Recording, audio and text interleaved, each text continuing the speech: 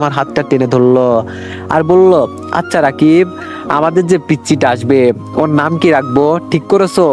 আমি বললাম, হ্যাঁ, আমি জানি তোমার ইচ্ছেই পূরণ হবে, একটা হ্যান্ডসাম ছেলে হবে, ওর নাম রাখবো শিহাব বাবু।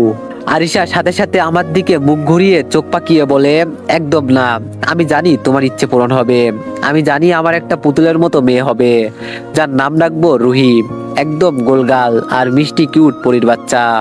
আমি হাসতে হাসতে ওর কোমরে হাত দিয়ে কাছে টেনে নিলাম, তারপর বললাম, আচ্ছা যেটাই হোক আমি সেটাতেই খুশি। আরিশা আমার কাঁধে মাথা রেখে সন্ধ্যা উপভোগ করতে লাগলো। এভাবে আরিশা আর আমার খুনছুটিতে 10 মাস হয়ে গেল।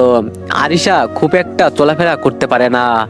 একদিন তো এভরিওয়ান, অসুস্থতার কারণে এই কয়দিন ভিডিও আনতে পারি নাই, আর এখনো আমি মোটামুটি অসুস্থই আছি, যার কারণে জানি না ভিডিওর ভয়েস কেমন হয়েছে। তো যাই হোক, তোমরা একটু মানিয়ে নিও, আর সবাই নেক্সট পার্টের জন্য একটু বেশি বেশি লাইক আর একটা করে কমেন্ট করে দিও। ধন্যবাদ।